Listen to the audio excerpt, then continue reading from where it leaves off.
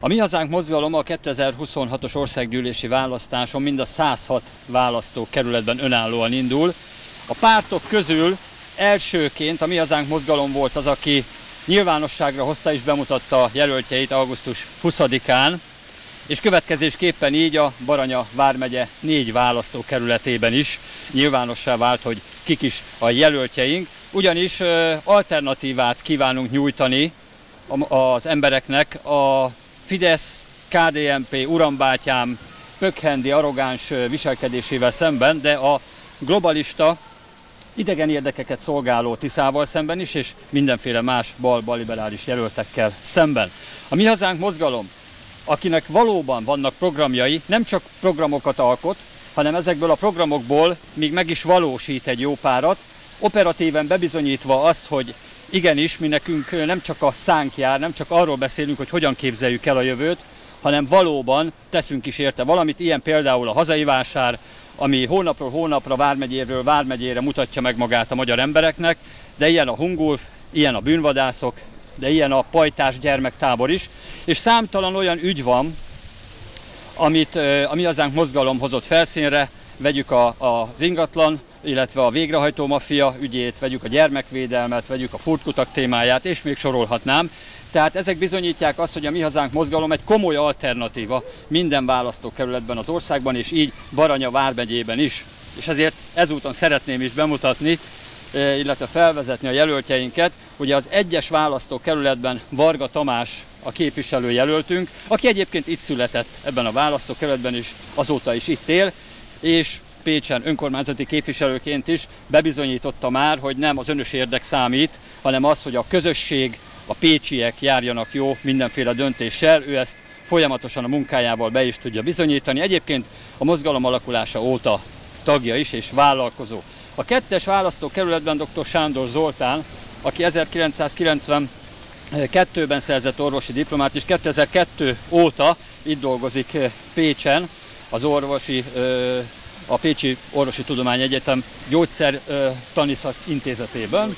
Gyógyszertani intézetében, így van, és ugyancsak az alakulás óta tagja a mozgalomnak, és rendkívül odaadóan, alázatosan képzeli el minden esetben a jövőt annak érdekében, hogy ez élhető legyen. A 3-as választókerületben Ipacs Sándor a képviselőjelöltje a Mi Hazánk mozgalomnak, aki vállalkozóként a turisztika területén óriási tapasztalatokra gyűjtött szert, és egyébként is 3 gyermek édesapja és egy 13 éves unokája révén is nagyon fontosnak tartja, hogy a élhető és egy biztonságos jövőt teremtsen számukra, és ezáltal mindenki számára, hiszen az utánunk jövő nemzedék számára rendkívül fontos, hogy milyen országban fogunk élni, és tényleg szeretettel, szívvel ajánlom őt is. A 4. választókerületben pedig Ács József, aki 1977-ben az Agrártudományi Egyetemen szerzett diplomát Gödöllőn, és 1990-ben már önálló saját céget alapított, és azóta is az agrárterületen komoly munkákat végez, és nagyon nagy tapasztalatokat gyűjtve tud kiállni mindenféle témában, érdekek mentén, azért, hogy valóban egy élhető jó országban fogjunk majd élni a jövőben is.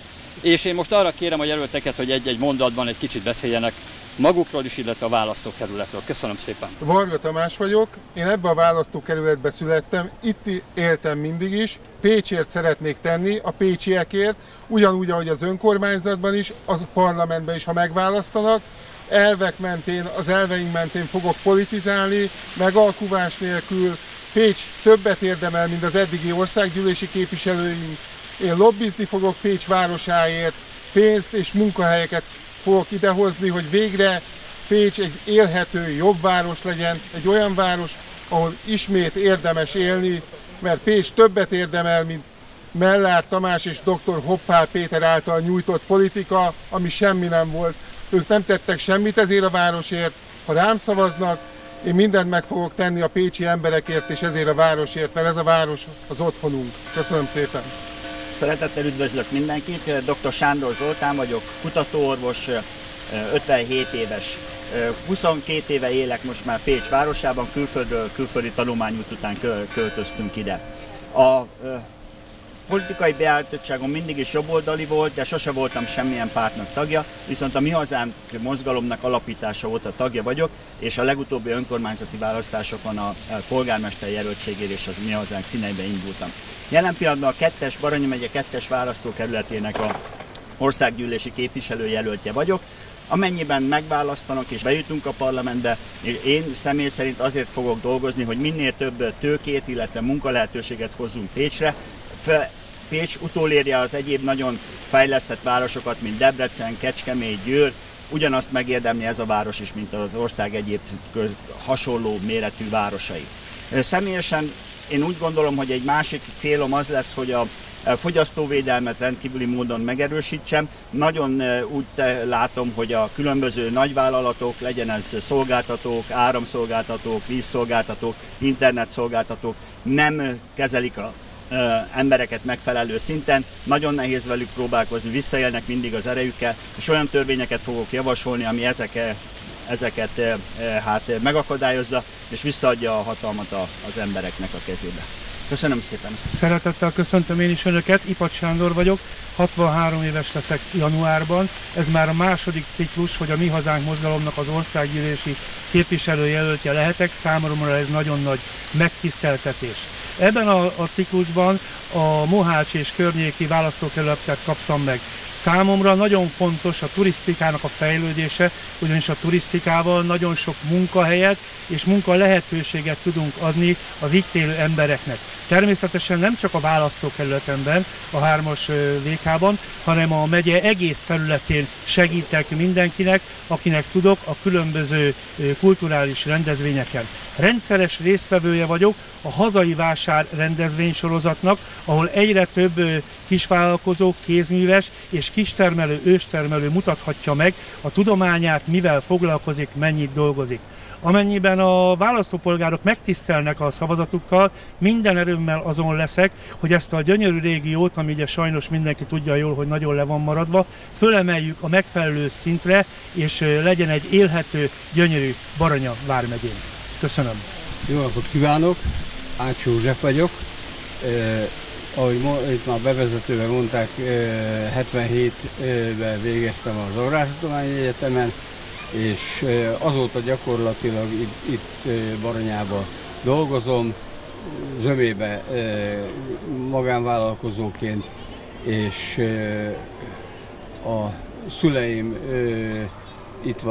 itt voltak, itt dolgoztak, apám itt Pécsen, anyám Szentvizen a technikumban, és ezt az időszak nyomot hagyott bennem, mert ezen a területen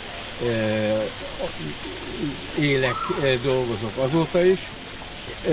Jól ismerem ezt a főleg a mezőgazdaságnak a problémáit, látható ebből mondjuk a mostani problémáknak egy jó része, ez tőlünk független az időjárás okozza, de amúgy is a mezőgazdaság meglehetősen alá rendelt szerepet kapott az utóbbi időben.